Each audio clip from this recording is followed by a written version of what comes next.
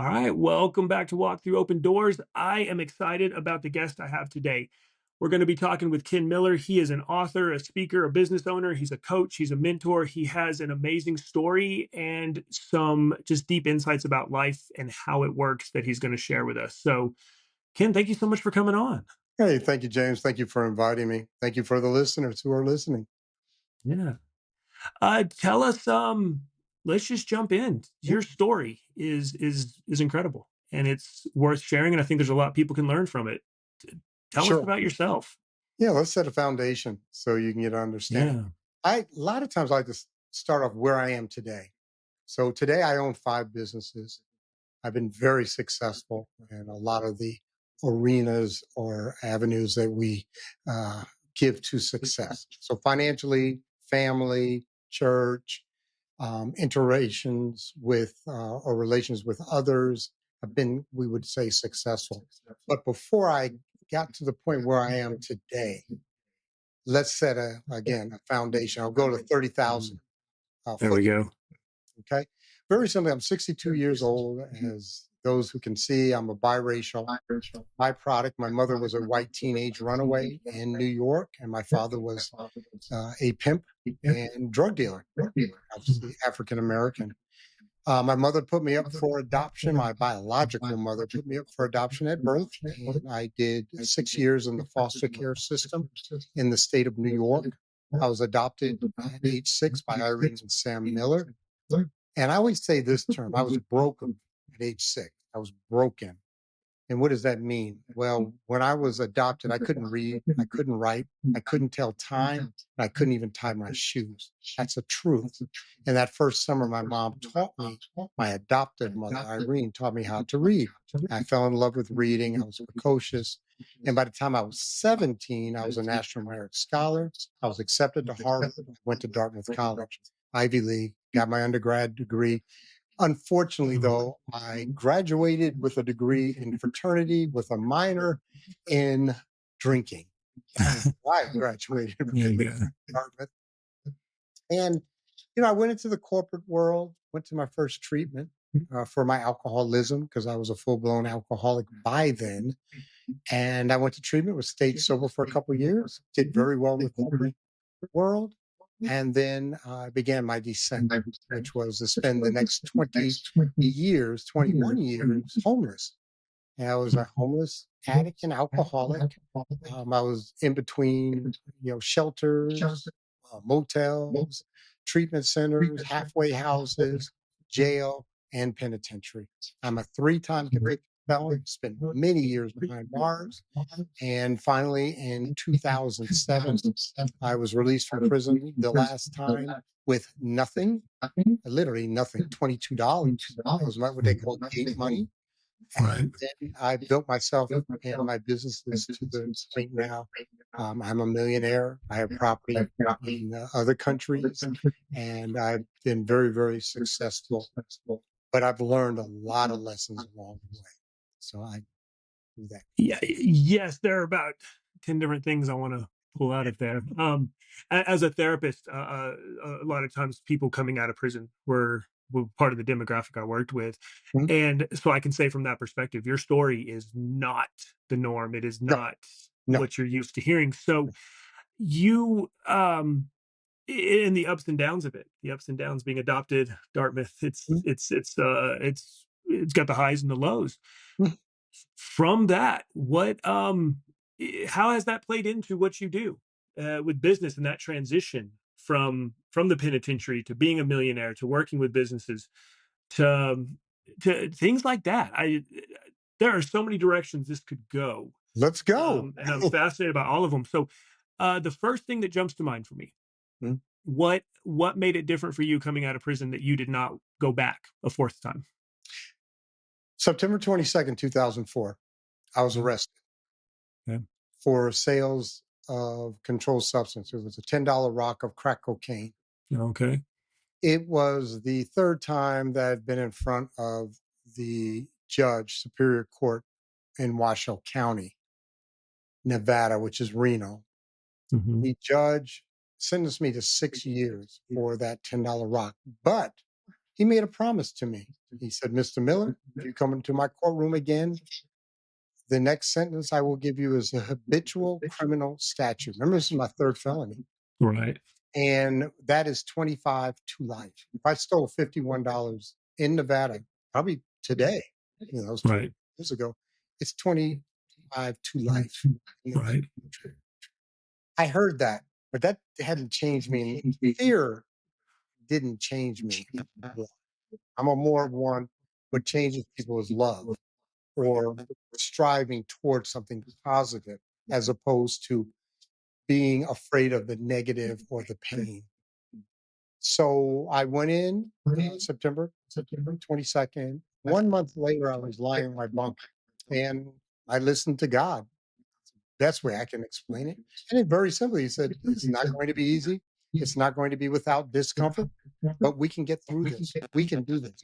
I haven't wanted to use sense, but I had a lot of maturing, a lot of work I had to do emotionally, a lot of therapy I had to do, because Mhm. again, I was very broken by the time I went into the penitentiary the third time. September 23rd of this year, I celebrated 21 years clean and sober. That is a byproduct of that decision made in October.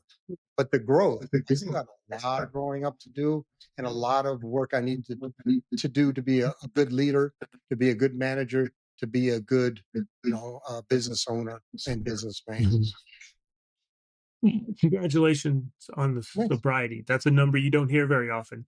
Mm-mm. So broken people are often consumed by the system. They're often preyed upon by the system when they're in there. How did you go from broken in there? What was the change in your mentality when you connected with God and decided to make that? What was the main thing you saw that was different? The main thing is I didn't have to do this alone. I Yeah. am so used to giving up on Ken. Again, Mhm. that's it. We talk about that self-talk. We'll talk more about that. But Yeah. I am so used to giving. I have failed 1,000 times just in sobriety. Right. And why would I think this one's going to be different? And do I want to deal with the discomfort of getting well? Mhm. It hurts to get well, heal physically or emotionally. There's discomfort in that because a lot of times you have to do things different. You have to get away from those defense mechanisms that you believe protected you from that abject pain of dealing with especially emotional problems or emotional situations. So I went into the penitentiary and I said to myself when I walked in there, if I am the same person coming out of the penitentiary, and I knew I had a few years to do, that I am Mhm. going in, I'm going to have the same results I've had the first two times I went into Right. the penitentiary. So I just decided I was going to work on the physical, I was going to work on the intellectual, I was going to work on the emotional, and I was going to work on the spiritual. And the state of Nevada was kind enough to give me 3 years to work on that. And I did. That's yeah. Yeah, tell me about that. Tell us about the work you did Okay. during that 3 Sure. years. So let's start with the easiest ones. Physical. I came in because I was a crack smoker. When you smoke crack cocaine or methamphetamines, it takes away hunger. That's why we're skinny, or that's why meth addicts and crack addicts. It's because it literally takes away hunger. You're not hungry. You're literally Right. not, and you have a lot of energy. So it will spend calorie. So I came into prison 165 pounds, and I'm 205 now. I'm 6'2". I was I was sucked up is the term we use. So anyway, I decided I was going to start lifting and I ended up setting some records on the yard. I was a power lifter. I did the strongest man competition, came in second to a guy who was like 285. So I did really well in the fit. Played basketball, was the most valuable player of the 50 plus league. Make sure I say that. Mhm. Of the 40 plus league, I was the most Mm. valuable player. So I did the physical, got to the intellectual. When I went into prison, I would read a paragraph in a book, and I could not tell you what the first sentence said by the time I got to the last sentence in the paragraph. Mhm. Brain wasn't used. My Right. vocabulary had shrunk. I had about 100 words, 30 of them were profanity, but I had about 100 words on the street. Right. What do you Yeah. mean? Okay. So I started reading. And then I also worked in the school because of my academic background. They put me in the school to work with others. But one year I read 160 books. I write down every single book I read and Yeah. how many pages, but I did 160 in 2004, 2000, 2004 or 2005. But the other year I read 110, 120. So I was reading quite a bit. So that took care of the intellectual. Then the real important one was the emotional. And James, what my difficulty was is I had secrets. I had secrets. And I had secrets that I did not want to have anyone know about. And they were killing me because I had committed or tried to commit suicide. And then also what they were doing is I would transfer that pain and hurt onto others. And so I would hurt other people. And so I went to the counselor, 1,100 men on that yard. And I asked her, how many people do you have on your caseload? She didn't want to tell me because she's a civilian, but we had built a Right. She said two. I was one of two. Said about the rarity, I am rare. Yes, And, absolutely. but I did what I had to do. So I shared with her my secret. I started to take away the power of the secret, of the negative secret. Because what the negative secret says is that I am, it's a state of being, that's I am less than. I am Mhm. not worthy. I am not worthy of love. I'm not worthy of affection. I'm not worthy of companionship. I'm not worthy to live on this earth because of these secrets that I have. And so once I started to deal with it with one person, then I went to small group, and now I speak in front of thousands of people. It's in my book. I wrote a book, Mhm. and Right. they're in the book. So Right. it took away the power of that negative secret and how I thought that you would evaluate me or how you would treat me if you knew about my secrets. Right. Right. That's the as a therapist, I saw that. When I first went into it, I didn't understand the power of sharing, but just having that being seen, being seen in a way by somebody else changes that narrative. Whereas otherwise you're just trapped in that echo chamber. So Yep. tell me a little bit about the spiritual during those Spiritual, years. the spiritual. So what I did is I tried different spiritual. I tried the Islamic because it's big with Mhm. the African Americans, the Muslim. Right. We have so I did tried that and went through their little quote unquote school. There's lessons to be learned. There's prayers. Right. I did try Christian. When I say tried, I went to Christian, and then I did just a lot of spiritual reading and Augmandino, just different ones. And also Right. started reading the Bible. And Mhm. actually, I was a big fan of the Old Testament because I love stories. And then, Right. of course, I have my favorite sections in the New Testament also. Timothy, Thessalonians, anything. A lot of stuff with Paul and a lot of Right. others. Um, yeah. Anyway, I don't want to go too much into the Bible part, but so, Right. but I at least opened myself up. This is real important. I say this, James. What the key component, and I work with a lot of men today when I mentor and I coach, but mainly in the mentoring. What's so important to me, it's not who your spiritual entity or presence is or what name you give it. Will it modify behavior? There That's all I care about. Mhm. And I call that presence God modifies my behavior. If I allow him to come into my consciousness.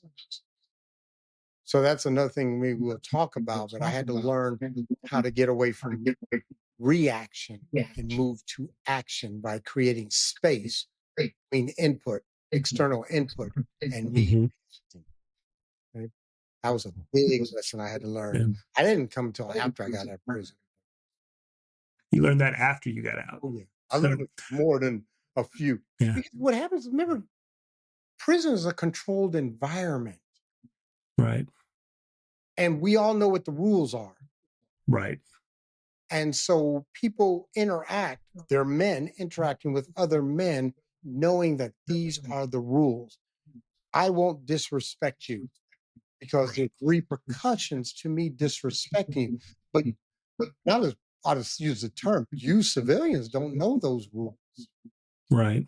So my next book, I'm writing a book right now, is respect, on respect and disrespect. The book Hmm. on respect and disrespect. And so when I got out, I thought I was pretty good. 3 years clean and sober. I worked on all these things, took away some of the power of the secret, da da da da da. And then individuals were saying things to me that caused me to react. Hmm. And I couldn't believe that a word had this much power. And it took me to, I worked on that one for about 2 years. And Your response to yes, that. yes, yes, because it takes work. Mm. This is a Right. problem that a lot of people have when it comes to healing, is they're not willing to do the work. And what do you Right. mean by do the work? What I mean is, I picture, there's a great book called The Memory Chalet. Great book. Mhm. And I always think of my past as a house of memories. And on the second floor, there is a long hallway, and there's a door that says 1985, father shoots mother. It Mhm. says 2000, it says 1982, raped by a man, another man. I was raped by a Mhm. man. But Right. there's a door. I don't want to Mhm. go into those doors. And they're just down there. And in time, I had to, for my well being, I had to go into those doors. And there was more doors, believe that. I had to go into the door of being a 4-year-old and not knowing I don't have a mother. Right. What was the feelings around that? What are the set pieces in that room? Let's turn the light on and let's get comfortable in that set piece. That's a memory.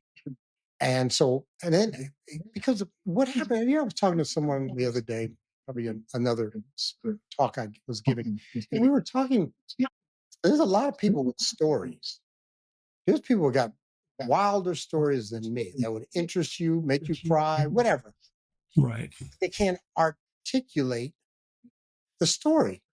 Mhm. Then there's people who can articulate really well or speak really well, but don't have any stories. Mhm. My gift is that I have stories, but I also can speak to the emotions and the settings and the antecedents before the action. And I can talk about the feelings afterwards. And then I can talk about the feelings for the next 10, 15, 20 years, how that affected me in my interactions with others and self. Okay. That's what I can do. And that's what I do. But to do that, I had to go into all those doors. I don't Rarely have I ever come up on a door anymore, because I've gone into all this. I know, like, every negative, profound negative things that's happened to me. I know all of them, at least Right. that I can bring up into my consciousness. Every once in a while, something happened, like, I think it was yesterday, where I was like, boy, I haven't thought about that in a long time. In fact, I was talking to another host, and I was like, I haven't thought about that one in a while. It wasn't super profound or sublime, Right. but it was still something I hadn't gone there in a while. And I was like, "Cool, that's interesting." And I thought about it. When you, since you hadn't gone there in a while, did you notice the difference in how it impacted you then versus the way it would have impacted you in the past when you thought of it? Yeah, I'm well. It doesn't Yeah. impact What does that feel like? What does that look like internally? Because a lot of people don't know what that means to be to be well. well. They're Oh, still on the other side of those I stories love where they're talking running about from it. it. Yeah. This is Tell them what that's like. what it means is, it's very simple. I'm not in an adversarial relationship with self. There you I'm not in battle with self. go. Mhm. There was always a conversation going in my head. I hated me. I Right. hated me. I hated what I did to others. I hated what I did to myself. I hated doing the actions that devalued me as a man, as a Mhm. person, as a child of God. So when you're in that relationship, and what I always talk about, I had to change from guilt. I had to change my shame to guilt. I don't have a problem with guilt. I do not. I Right. plead guilty every time. Guilt is I did. Shame is I am. Right.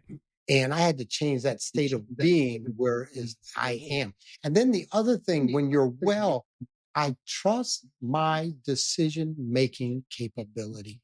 Hmm. 100. I rarely make a bad decision.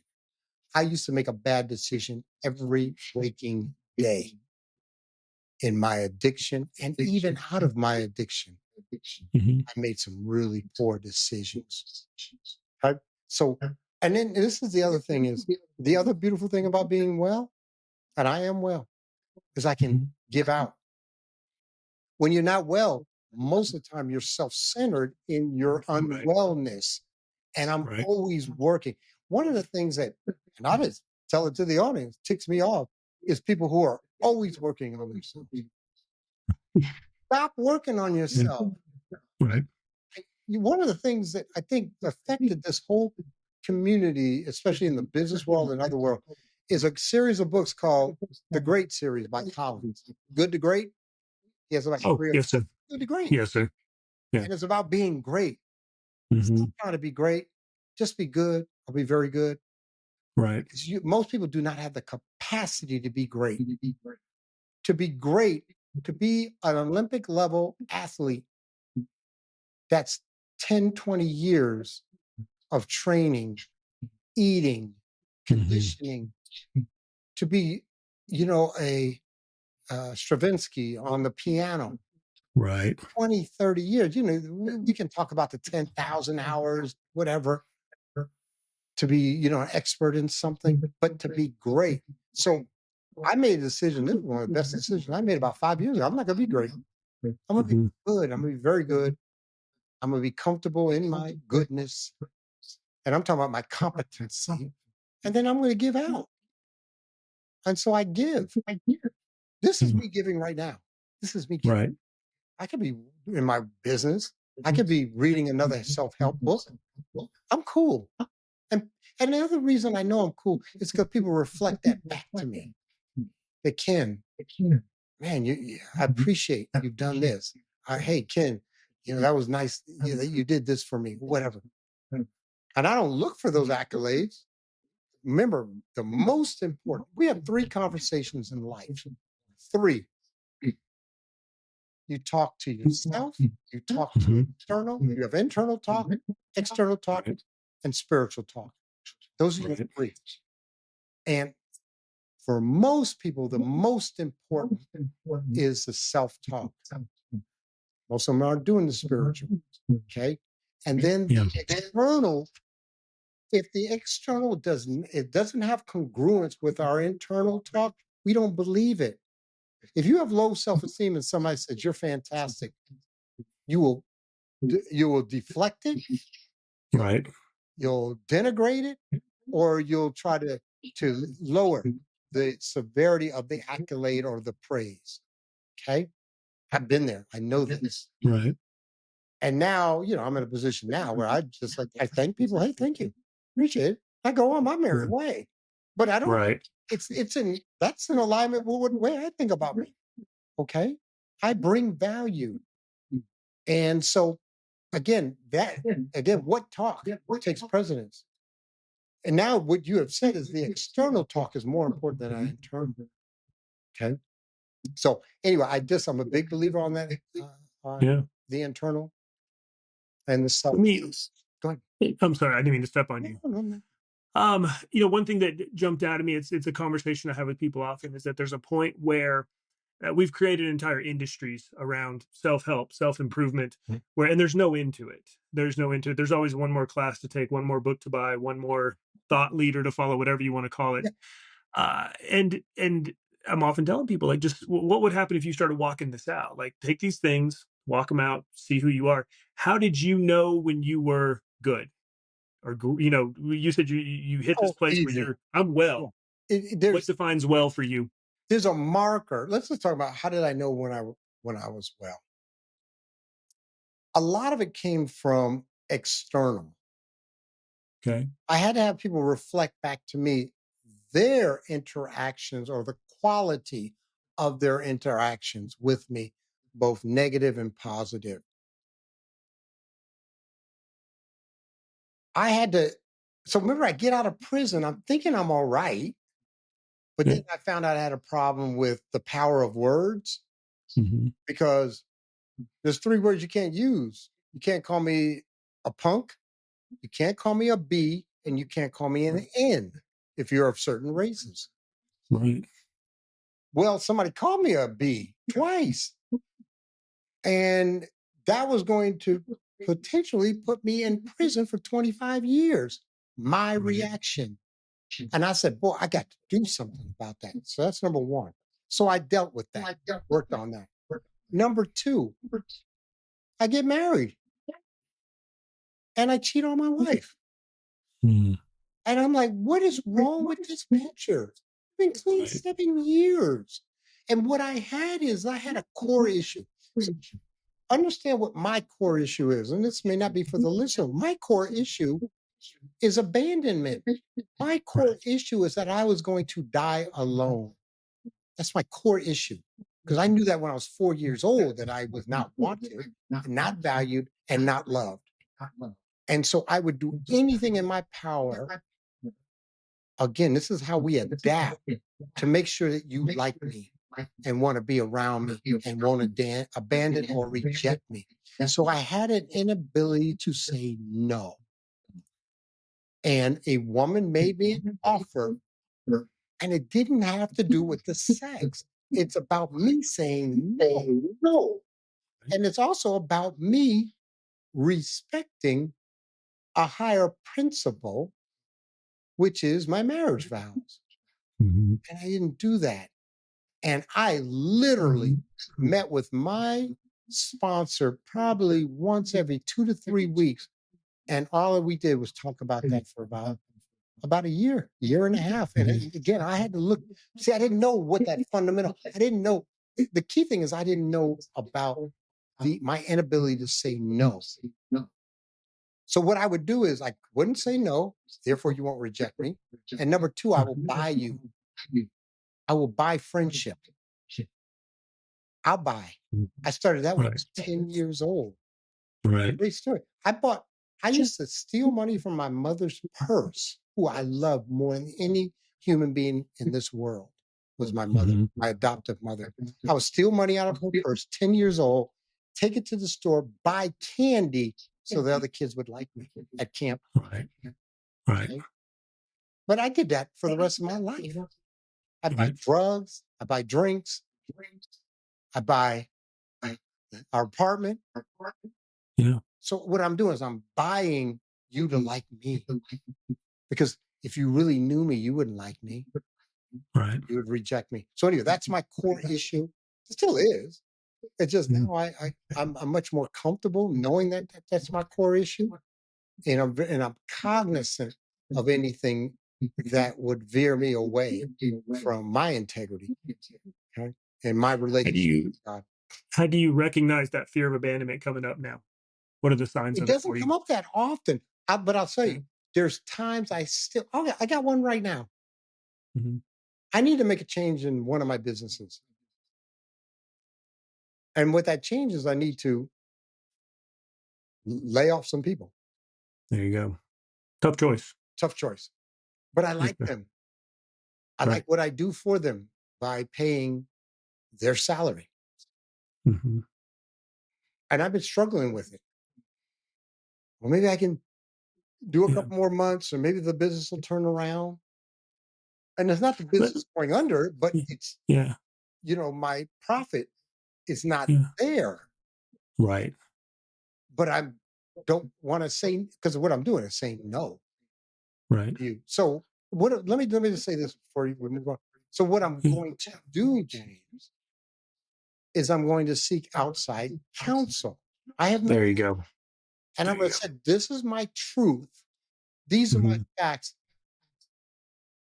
And then if I get on a call, this is another thing I've learned, the beauty of accountability, verbal accountability to someone outside of you.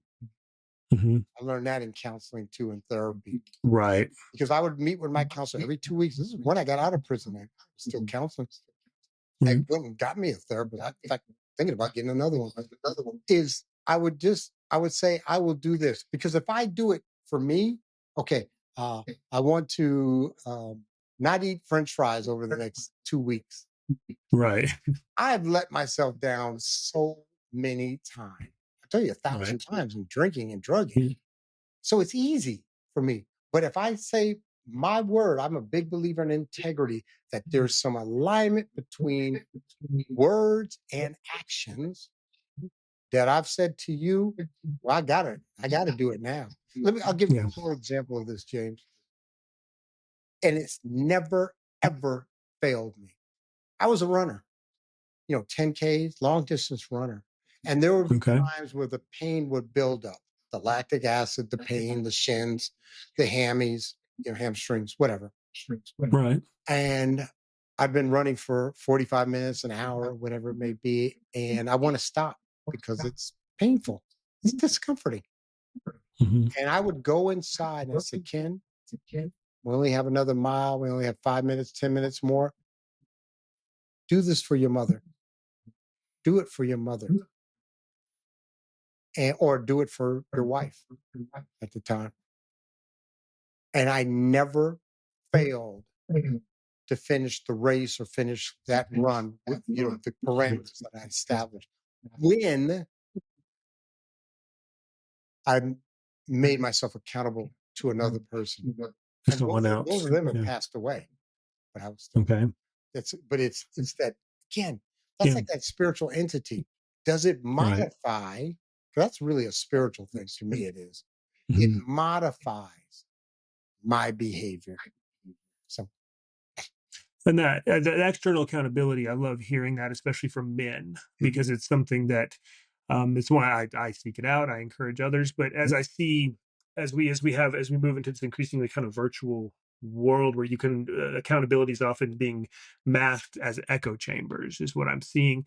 So you're reaching out to that, and it answered the question I had. Because the question that when you're talking about potentially having to lay some people off, is mhm. that really fear of abandonment, or is that you making a rational choice? And the line for that is you reaching out to somebody outside of yourself who can see it from a different perspective, help kind of pull that apart for you, I need somebody you respect. need a That's cosign. huge. Yeah, it's huge. What we all do. Yeah. The people I avoid the fastest are people who are their own highest authority. Mhm. It is a matter of time before they make a mess in your life, because Ooh, there's nothing above it. And stop playing. uh, This is what let me just say something today, Jane, because I'm yes, sir. really big on this one. So when I work with men, I talk to them Hmm. about the greatest sin. And I will go into a biblical, but the Yeah. greatest sin is the sin of pride. Because the sin of Thank you. pride Yeah. says that I am a God unto thyself. That's exactly. Absolutely. If you ever Yeah. read Paradise Lost or Dante's Inferno, Absolutely. Satan is cast out of heaven because he wants to be equal Right. with God. Right. And God says, you can't be equal with me. You're an archangel. Hmm. You're in the top. You're up there with Michael and Gabriel. You're up there, bro. You're on my right Right. hand side, Satan. But no, I want to be used. It's not enough. That's pride. Mm. Yep. And when the difficulty with pride and the way we're discussing it and the sin of pride is that we believe that we establish the rules and Right. there's there no matter what there's still God's rules. There's still Mhm. truth. Right. You can take 6 hits of acid, be on the Mhm. 19th floor and say, I can fly. That's my truth. Right. There's a thing called gravity, Yep. and that's a God's truth. There's a thing called gravity, Yes. and you can't Right. fly, bro. You can't Yep. fly.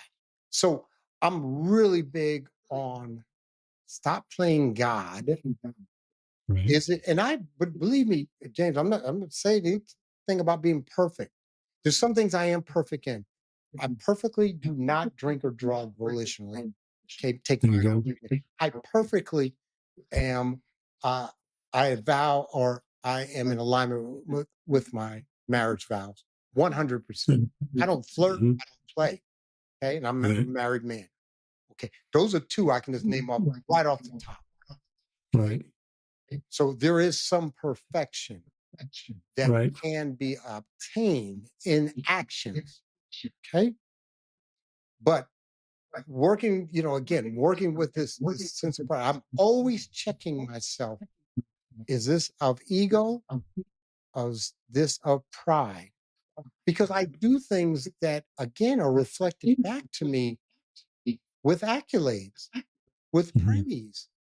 And I got to be careful. I get on the stage and I'm talking to 500 people or 1,000 people, and you get down and everybody's clapping, everybody's, Right. you're great, whoopty whoopty whoop. And then you're like, yeah, that's all about me.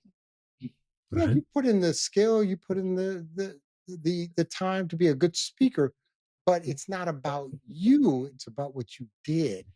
Remember the Right. difference between I am. One is I Right. am great. Well, I did a Right. great speech, or I did a good speech. Right? Mhm. So that's my And take on that. well, and I think that it's I see it in action here in this conversation. I was talking to somebody last week and I said, I really believe the Bible is a story of pride. You mentioned devil before it all starts. Mhm. He says, don't eat the tree. Right, I right. can do that. He says, hey, this is what I want for an offering. And Cain says, I'm gonna give you this instead. And we've Mhm, got the first murder, mhm. Jonah, David, Solomon, all through. Yeah, yeah, we know. Um, but 100. but what I hear and like what I love hearing here is that what I see oftentimes when somebody doesn't want to be prideful, Mm. they move into a false humility and they make themselves small and they say, "Oh, I'm not good at that." You have found this place of I'm not prideful. I submit to authority, I submit to accountability, and because of that, you're able to very clearly state what I'm good at. One of the things I really liked in the email you sent me, you said when I asked, I said, "Do some people like to meet first, some people like to just do a conversation." You said, let's just do a conversation. I will be a good podcast guest. Yeah. And you are. That's just a statement of fact. And you can state that because you have dealt with your pride. And it's a way, it's a different radical form of honesty that is often not present. And people are uncomfortable with it many times. I love it. Yeah, I love it. When I say From the I'm right well, person. I go to Yes, sir. I go to an anonymous meeting. Got to Mhm. keep my anonymity. Yes, And I sir. go to a anonymous meeting and I say I'm well today. Mhm. People, they don't want to hear that because they were, Right. it's like it's a reflection that you're unwell. I'm not saying it. I'm Right. just telling you my truth and that it's all right to Right. be well. Right. You don't have to spend 30 years working on you. Right. Be the work on you, get good, get very good, and Right. then be the best husband, partner, wife, mother, father, grandfather, friend, colleague, employer, Right. whatever, and Right. give out of that largesse of your Right. comfortability with in your own walk. Right. True humility in that of saying, hey, this is what I do, this is what I don't do, I'm good at this. I often say that I'm clear about what I can help people with, because I'm also very clear when somebody brings me something that's outside my skill set or my wheelhouse. My first thing is, hey, I'm not your guy, I'll help you find the right person. That kind of freedom only comes from that external accountability, from that recognition of this is what I'm good at and stating it plainly. You've done that multiple times in this, and it's it's um, it's simply an honest statement, and I appreciate that. It ties so. When you work with people, you work with so many people. You're a coach, you're a mentor. You said you mentor young African American men. Yeah, yeah, but Uh, remember, young is up to 55. So, I did, yes, sir. I understand that.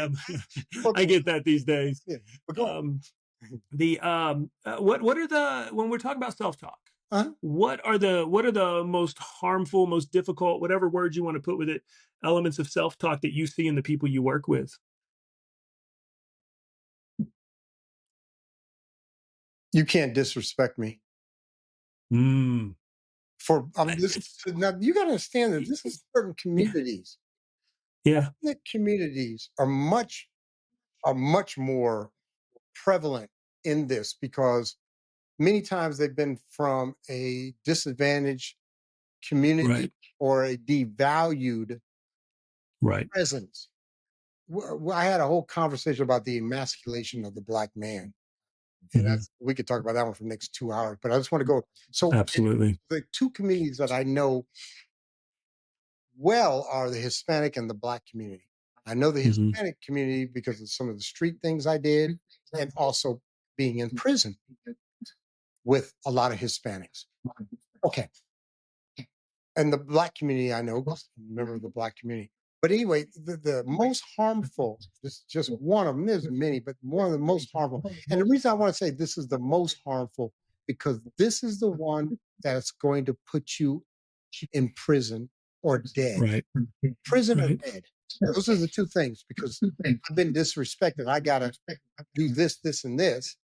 I've got to handle In the that. Yeah. process, he pulled out his gun quicker than I pulled out mine. Okay. And Right. now I am dead. Disrespect.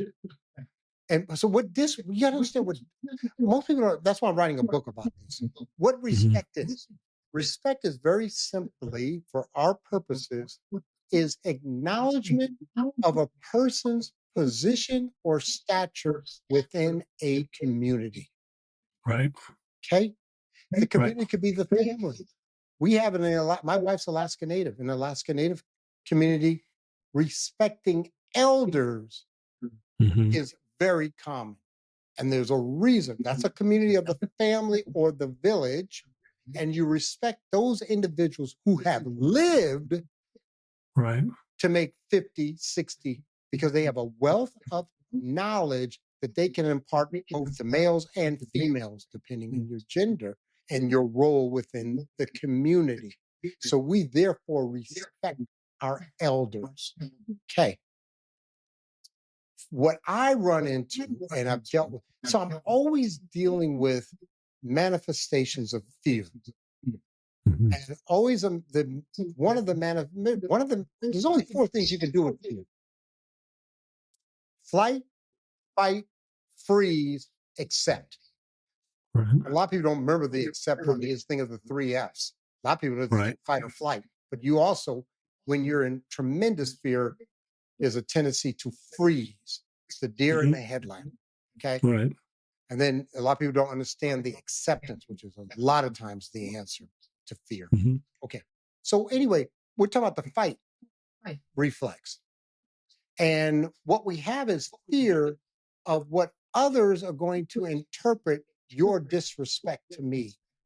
You did not acknowledge me, my position, whether as a drug dealer, a prison inmate with a certain hierarchy, whether Hmm. it's in the boardroom and I'm the board chair, or I'm the executive director or CEO of the organization.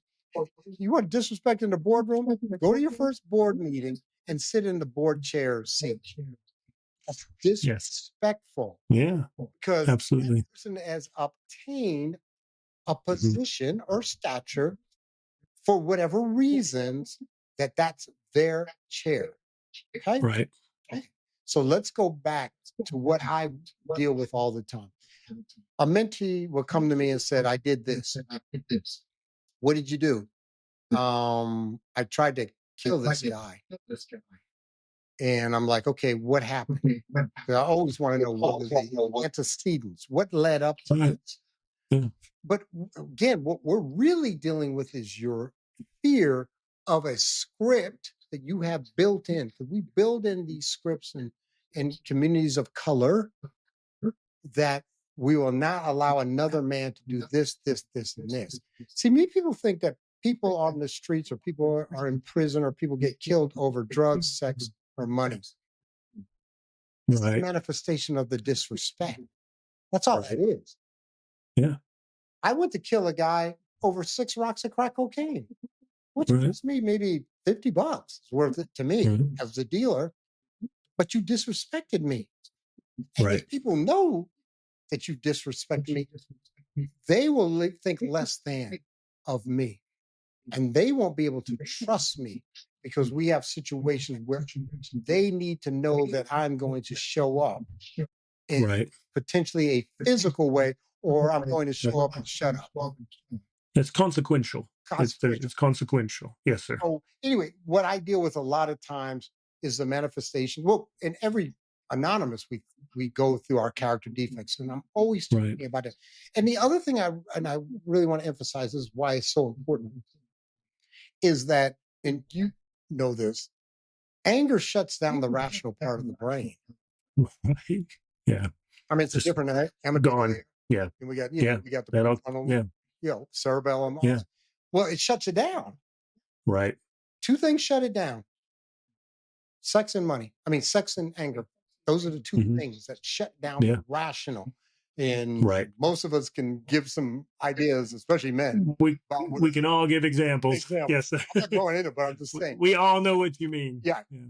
And when we get sober or clean or trying to improve our relationships with our fellow colleagues, workers, family, whatever, that's a rational decision. I've run a cost benefit analysis, and the cost of me getting angry and hurting someone verbally or physically is not worth the benefit of me threatening this person or feeling Right. good that Yeah. you won't treat me like that again. Right. So, what I'm working with a lot is I'm working with men to let's identify what are the fear. Then, once we identify the fear behind that anger, and remember, all fear is anticipation or expectation of pain. That's all Right. fear is. All it is. Yes. Then we got to identify what was the self-talk going on at that point, or what was the script that you Right. played out. Because again, what I teach, kind of going on a little bit, but I teach a thing called gap control. Yeah. Tell us about that. So gap control, because I had to learn this. Mhm. I'll give you an example. All right. So I get out of prison. I'm out for 2, 3 years. I got 5 years clean, sober. I think I'm doing great. And I fly up to Anchorage, Alaska, where I grew up. I have my half brother on my father's side and his two kids, Michael and Dan. And they're like 17. At least Michael was about 17. But I haven't seen him in 10 years because I'm doing my thing, Mhm. doing prison and doing jail and doing street. Right. So I haven't seen. So he's 17. And we're going up the escalator at Nordstrom's. I always picture this so well. And I'm in front of him. And he says, "Hey, Unc, were you somebody's little bee in the penitentiary?" Mm. Mm. And my past, that was automatic. Right. Okay, because I have a script. If you call me a bee or a punk or an N, and you're not of my grade on the end, we got a problem that I have a script built in that I have to go directly to violence, not even a threat at that point. It's direct Right. violence. I got to the landing, which only took a couple seconds. But thank goodness I had a gap that, because my usual reaction was to hit him. Okay, with the hit anybody. And I called Right. my brother. I said, Mike, Michael Jr. said this. He said, put him on the phone. He's my older brother. I put him on the phone. He came back about a minute later because I walked away. That was his conversation with his dad. He said, "Oh, Right. my bad. I apologize," because he didn't know. He didn't know the rules. But my brother Right. knew. He grew up in, Brooklyn, New York, Vietnam vet, machine gunner, and Mm. Right. again. So that is an act. Now I'd worked my way up to, but before I'm on a fishing boat coming out of Dutch Harbor in Aleutian Chains, and I got into a verbal with an individual, came down into the hold, into the cold, we call it the cold storage hold on the boat. And as far, let's say a foot away from me, I'm trying to break up a fight. I'm trying to break a fight up between him and another guy. And he spit in my face. Ooh. And Yeah. probably before the spit hit me, and this is just, this is hyperbole, I hit him. I hit him. That's a reaction. Right. So what I teach is how do we go from reaction to action over action, but before you go into the action, to maybe to think, okay? The difficulty, and I've talked to people and I've done this, there are times where that input comes in from external sources through your senses. And the best thing you can do is just run away. Mhm. Just run away so you can get some space to think, Right. what are my next steps? And I've had that. I've run away like a baby, like Yeah. and I mean, literally, one guy, I'm going to court to be sentenced, and I'm trying to stay sober. And he comes out, hadn't seen me because I'd been locked up in jail. He said, "Hey, what's up? What's up, dog?" I said, "What's up?" Yeah. And he said, "Man," he was drunk. It was like 3 o'clock. And he reaches in his pocket and puts on this ledge. This is in downtown Seattle. I remember it to this day. Puts like 5 rocks of crack cocaine. Here, this Yeah. Right. I looked at Run. that crack, Yeah. turned around and ran. Yeah. Okay. Again, so the gap is that gap control. How do we create that gap? And you know it by first understanding what it is, Mhm. understanding why we want to do this, and then start practicing how can we quickly avail ourselves. So I can really quickly do the 11th step in the anonymous programs. Start through prayer and meditation to improve our Yeah. conscious contact with God, praying only for knowledge of his will, but really what that is, the next indicated correct thing to do.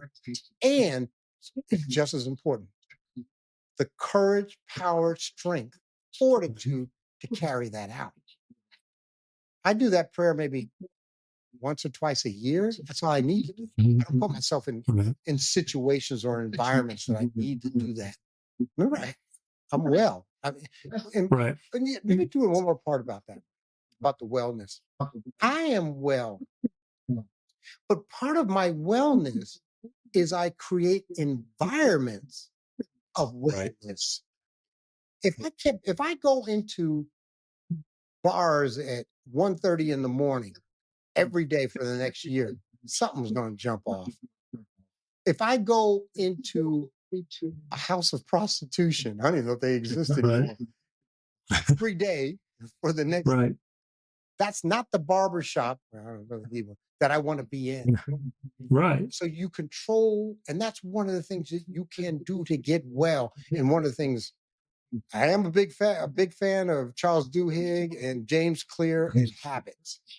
Oh yeah. And I have Yeah. created environments that are conducive to me doing God's will. Right. When you talk about the gaps, the thing when I teach, every time I've taught meditation anywhere, the quote is, between stimulus and response there is a space, and in that I space is where love we it. choose.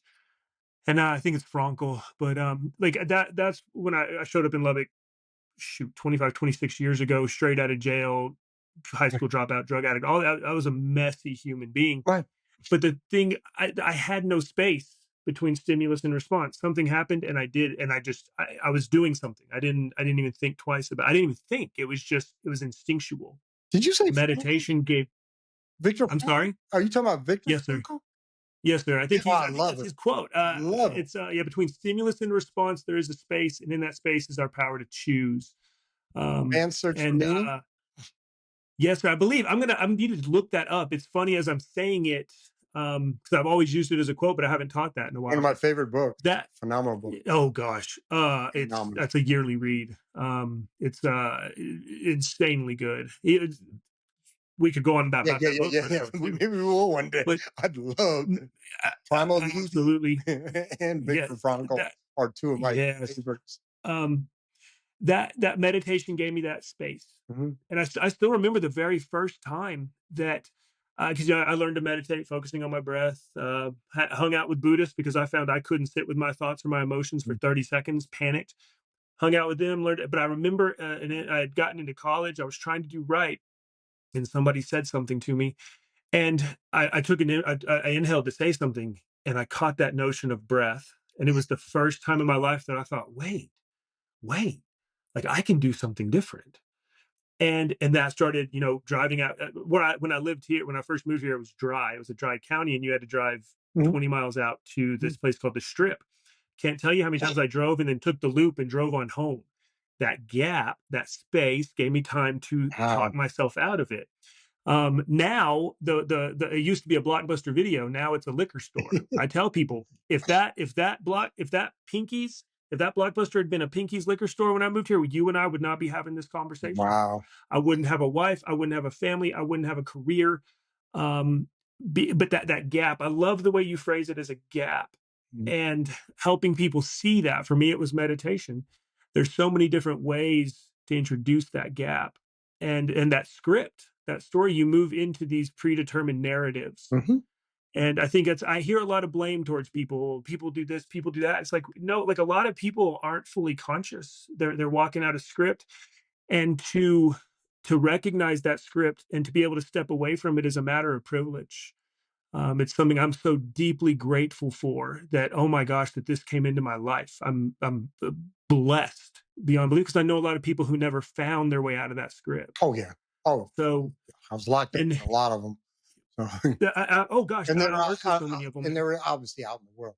They're Yes, sir. Yes, sir. They're everywhere. they're everywhere. Um, and that's why I have a hard time having judgment with condemnation of people, because it's like, man, it's like that everybody I've ever met makes sense to themselves. They're pretty logical. There's an internal cohesiveness to what they do. It just doesn't work in the real world. Um, Let me tell you, you're helping people see that. yeah, Yes, sir. Go let me ahead. tell you a story about Yeah. God and what's real. So, if people have said to me, if you had only had one word, what would it be? I'd say truth. Truth. There you go. But truth, when I talk about truth, it's with a capital Mhm. T, and it's God's truth. Okay. There you It's go. a small truth. I have a truth. I've had There's truth. a million small truths. I used to Yeah, talk. so I many used to small say, truths. I'm getting ready to talk, for an hour or 3 hours or 4 hours, because I've Mhm. done up to 3 hours. And I have an interpretation of my past. My Right. ex-wife has a different interpretation of the same event. Right. I guarantee you. Right. Okay. 100%. I'm not saying she's wrong and I'm right, or I'm right and she's wrong. Whatever. All I'm just saying, we picture it different, but I am really Right. built into truth. That's my fundamental is is truth. And man, I was trying to remember where I was going with this. Yeah. Go ahead, ask me a question because I just want to remember. Well, we were talking about, Okay, go gosh, we were talking about the narrative, the gap, being able to step out of ahead. that. You said if you had one word, it would be truth Right. with a capital T. And I'm glad you said that, because I was just about to ask you about capital T versus little t. Oh yeah, I love hearing that. I And speak to that. it, and the way that we reinterpret it. It's one of the things that had hurt me so much when I was young, I was in this constant justification cycle. I explained away everything in terms of them not being my fault. And by not being my fault, I also had no control. I had no responsibility. I had turned myself into a character, into an NPC, as the kids say these days. I turned myself into a non-player character in my own life, because I had Oh, ceded over control to these narratives of self-justification. oh, okay. This is where I was going to go. There you go. So probably the best book I've read in the last 5 years. So I've read since 2004 when I went down. I've read over 1,000 Mm, books. nice. 98% of them nonfiction. I Yeah, love to read, but I don't read as much as same. I used to, unfortunately. Right. Yeah. But anyway, probably the best book I've read in the last 5 years was Deep Work by Cal Newport. Oh, yes, sir. And he talks about thinking deeply, thinking Mhm. vertically. And Right. I'm real concerned because so much of our interactions, discourse, and information is coming horizontally in snippets, Right. 60 seconds, 30 seconds, 2 minutes, whatever Mhm. it may be, YouTube video that's 8 minutes, 15 minutes, Right. without being able to go depth. There's a Mhm. difference between reading War and Peace or Les Miserables which is Yeah. 2,300 pages long. I read it, Right. Yeah. and Great books. going Yeah. in depth with that world, with that author, Hmm. as opposed to going on TikTok for 30 seconds a Right. thousand times.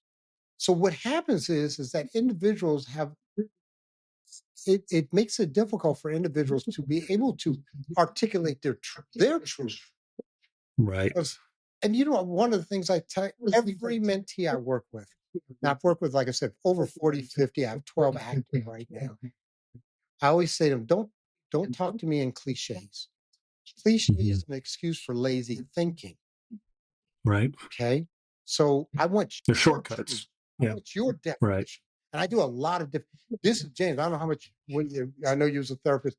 I do a lot of work, and I'm not a therapist, but I've done a lot of positive. I know because I've Right. seen the results. Yeah. But one of the things I do a lot is definition. What is your Mhm. definition? It is hard for people to define. Right. Right. One of the things I talk a lot about, work a lot about, is sanity and insanity. Mhm. And I say to people, what is the definition of insanity? And 99% will say, it's doing the same thing over and over. The thing we've all heard. That Yeah. is Different not results. the definition of insanity. Hmm. That is not. That is somebody's quote from this guy 100 years ago about Right. one example of doing something you could It's define as yeah. insane. It's an Right? aspect or Yeah, it's a right. symptom. It's a Yeah. flavor. It's a Right. Right. but it's such a small. Insanity Right. is the inability to perceive reality. Right. Sanus is a Latin word. It means health. Right. Sanitarium, Right. okay, that's Right. where we get that from. And in means Right. not. It what it meant was not healthy of mind. That's what it Right. means. Not healthy of mind. And the manifestation of not healthy of mind is the inability to perceive truth. So if you're paranoid schizophrenic, if you're a psychotic, Yes. and believe me, I did all of those under the influence of enough drugs because that's what a drug does. Right. It changes Right. your perception of reality. So when Hmm. I'm working with guys, I'm talking about one of the key things we want to do is the ability to interpret truth Right. and then define it, filter it through your truth or your experience. But in time, your truth can change. My truth changed. Right. My Right. truth is you call me a punk, it's on. Right. If you steal, you can call, and anyway, I took away the power of those words. You can Right. call me any of those words. Only thing you can't do is threaten my family. That's the only thing you can't. Right. But I'd be like, why did you say that? Right. That's what I would Well, do. Oh, I'd run. and and one thing you did there was you took something. I'm a big fan of running. I think Yes. that I think that's necessary. But I think one thing you did was you took a behavior that was adaptive in one situation. You recognized it was maladaptive in the current one. I had a little brother through Big Brothers Big Sisters type organization, Mm. but I'd known him. I hung out with his family. I'd known him forever, and I would buy him a coat, buy him a new coat, buy him new shoes. They'd get jacked the next day. He'd lose them. He developed in a behavior where if somebody got close, somebody got within range, he'd pop them. He'd pop them quick. Sure. Just punch them because it was a learned behavior. And we had conversations once he got out of high school and he's going into the workplace. I had to explain, hey, this has served you well. It's protected you. So your brain's going to be attached to it as a method of behavior. It is maladaptive for the place you're going. Now, I always said I worked at a university. Let's take Angel. We put him in the university. He's walking down and somebody comes up as a friendly Christian university. Somebody walks up and they're like, hey, and he pops them. Adaptive in one situation, maladaptive in another. People who cannot see that change of reality, that change of truth, wind up in trouble. And it's hard because your brain gets attached to what works. Your brain gets attached to what has served you. And one thing I hear you doing is you are helping people step out of that narrative and say, Mm. hey, this may have served you at one point. It wasn't ideal, but it was probably necessary in the place you were in. We're no longer in that. And we have to find a different way. And you did that effectively for yourself first.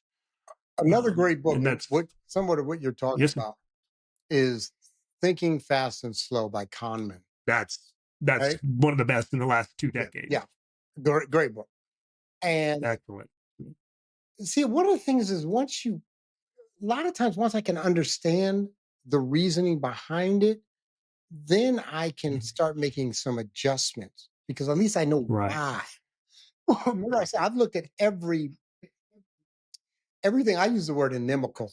That was inimical to my long-term well-being. There Okay. you go.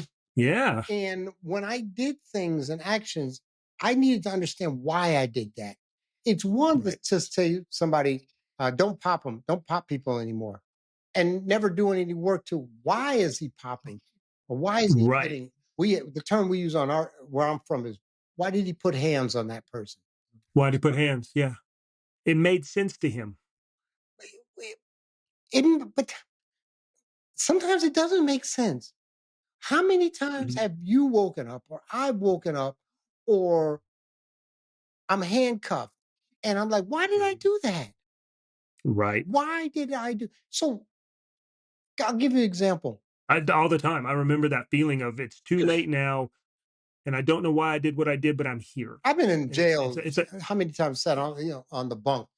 I had a it's a gentleman nightmarish scenario in your head. was talking to me. What we call the term we use is he was talking outside. He was talking outside of his neck, talking out the side of his Right. neck. Yeah. Okay, and he kept doing it.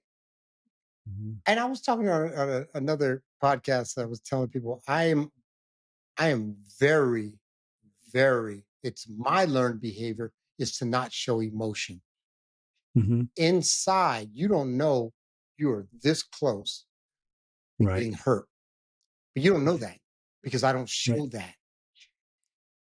So I said to him, I said, "Hey, can I holler at you outside? We're in a motel, third floor, Yeah. fireside motel, Fourth and Lake, Reno, Nevada." And he walks outside. I grabbed him. I had him halfway over the balcony. I was throwing him all over the balcony, third floor. Mhm. And the door was still open because we just walked out. And people rushed out to not save him because I don't think they liked him either. But if you have a Right. body lying at the bottom and people look up, it sometimes brings heat onto the room. It's a problem. It's a problem. It's a You got problem. guns Yeah. in there and drugs and all other stuff. Right. So Right. they Yeah. didn't want that problem. Right. And but the insanity is like, why did he all he was saying was some goofy stuff. Right. What gives me that much pain? And I've Right. gone to kill people on 3 occasions. That's my truth. Twice with Mhm. guns, once to throw this guy off. Uh-huh. I'm so glad I never caught I never found those people when I had Right. the gun. Right. Okay. There are people that wanted to kill me. I'm so glad they either did not, and on 2 occasions I was there with them when they were making the decision whether or not. Right. Mhm. Of course, I'm glad about that one too. Yeah. Mhm. Yeah. But That all turned out well. yeah, but the key thing is that what puts us in a situation, whether I'm working with you or not, that we would go there and we just have gradients.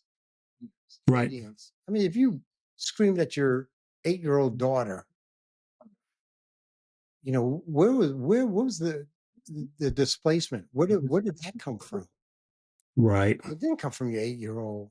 There's nothing an 8-year-old or a 4-year-old or a 2-year-old could do. Right. Okay.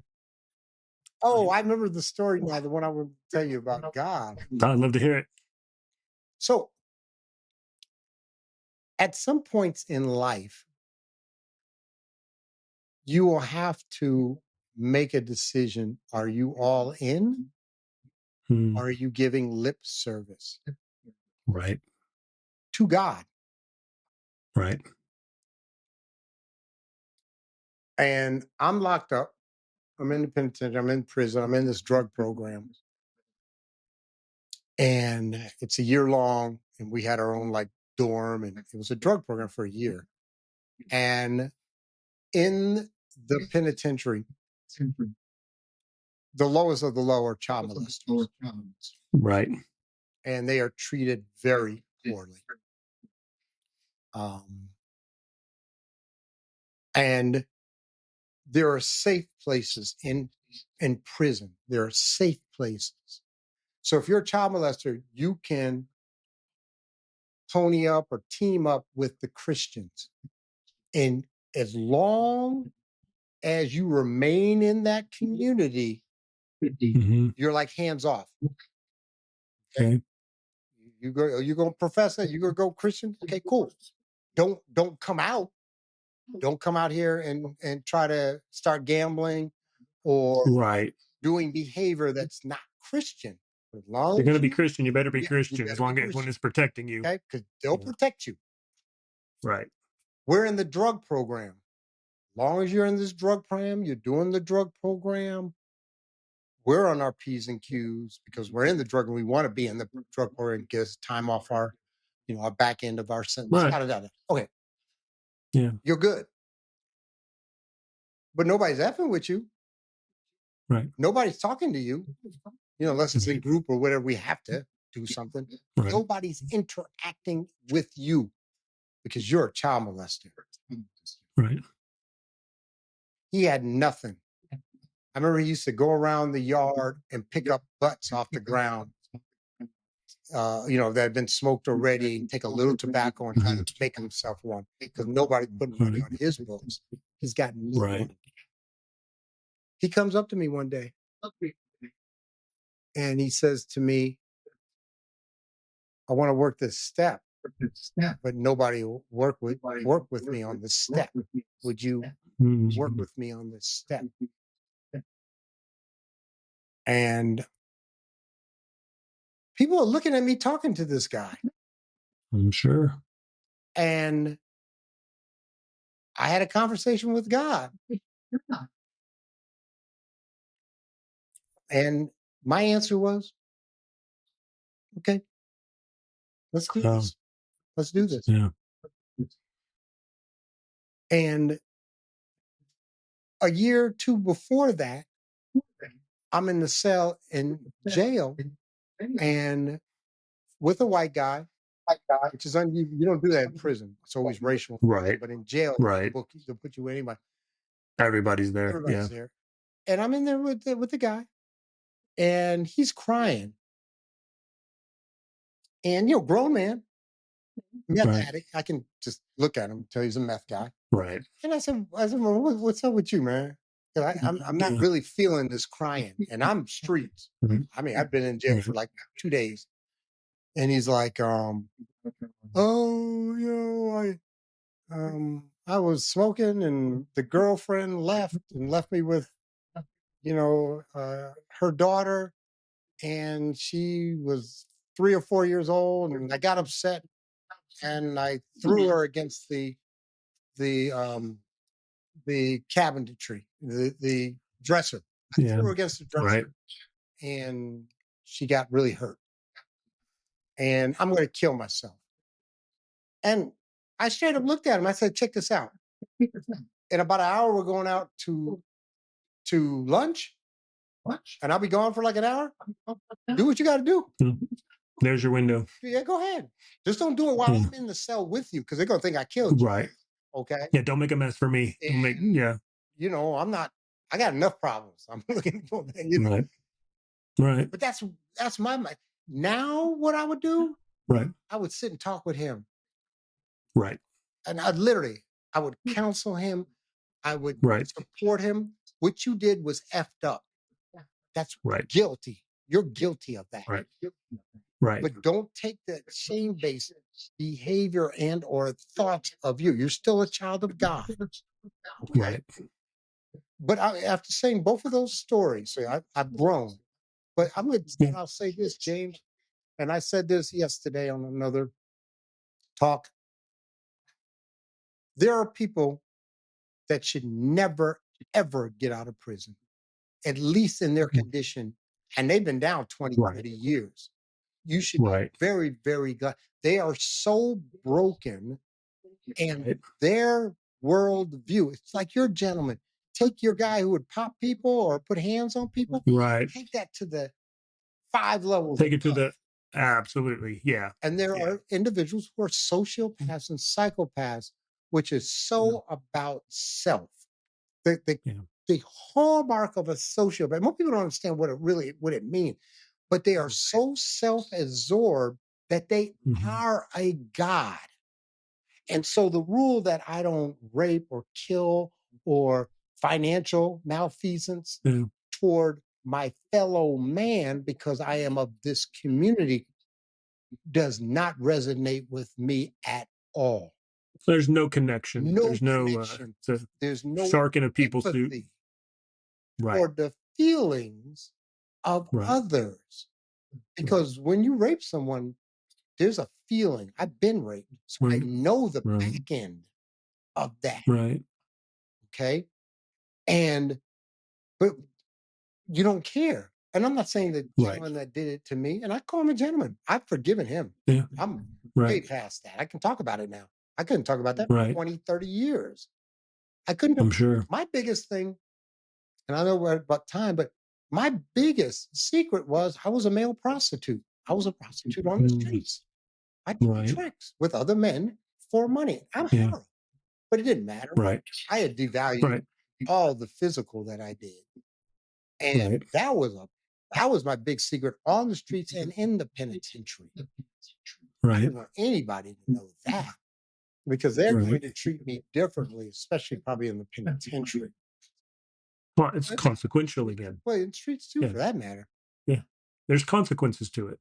Yes. And I wasn't willing to accept those consequences at this time, Right. at that time. Understandably. Yeah. Yeah. Understand. Understandably. Yeah, I can look back and understand. But it was killing me, Of course, eating you up. eating me up, eating me But up. it Yep. it goes back to that the secrets in the self-talk. Yeah. Have this thing you can't admit that reinforces the fact that there's something wrong with me. I am broken. That's the shame of it. Shame turns it into an identity. Yep. Yeah, And I am. it's, yeah, I am. Dangerous words and powerful words. Yeah, but well, if it's good, I ams are great. Yeah. Yeah. I am. It's everything. You know what I say to people? Yeah. 100%. This is what, if people say, well, who are you today? Mhm. I say very simply, I am a kind and gentle man. That's who I am. There you go.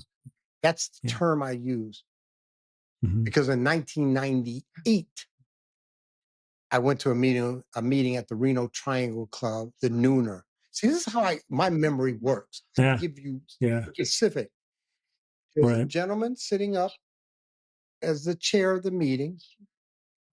I'm just sitting in the seat, and he said, "I'm whoop de whoop." I don't remember the name, don't care to. But he said, "I am a Right. kind and gentle man today." I almost fell Mm. out of my seat, literally, almost physically fell out of Yeah. my seat because I had never heard a man say that. That was not my father. That was not the Right. people on the streets I was with. That's not the people I was in jail with or in the penitentiary. I had never Right. heard a man say that. Right. And I'm like in shock. And then it took me another probably to 18, no, even before that, 08. Nah, I'll go 18. It took me another, Yeah. 20? Yeah, it took me 20 years for me to be able to say that. I can say it very Mm. comfortably now. There you go. That gave you a glimpse outside the narrative, and you were able to latch on Fulfill to it. it. Yeah. Fulfill it to become it. Mm-hmm. Man, I have thoroughly enjoyed this Mm-hmm. conversation. I think anybody that watches this is going to want to know more about you. Mm-hmm. Tell people where to find you. Tell people about your book. Mm-hmm. I'm going to put all of this in the show notes to make it clickable and easy for people. But where could they find you to learn more about you? Where could they read your book? All of Yeah. that. So the book is on Amazon or Audible, and it's called Becoming Ken. And let me just go real quick on that. And the reason it's called Becoming Please. Ken, it says a black man's journey from the Ivy Leagues to the penitentiary and back again, well, to Mhm. prison and back again. It's because before I identified as drug dealer, pimp, Right. convict, drug addict, crackhead, Right. and I needed to become Ken Miller, to become Ken, a kind and gentle man. Nobody called me Ken on the streets. I had street names. Okay. Mhm. Or they called me crackhead, or they call me, Right. D boy, drug boy. Right. So anyway, so Amazon, Audible, and then if Yeah. you for any reason want to talk to me, you can talk to me. So what I did, just go Yeah. to LinkedIn. I'm Ken Miller, 84. And then if you want to see more of me speaking on podcasts or talks that I've given, go to YouTube. I have a channel, Ken Miller. Yes. You look me up on YouTube. Okay. And the only thing I'm looking for, main reason I come on these is I love to speak and speak from the stage, and I do it well.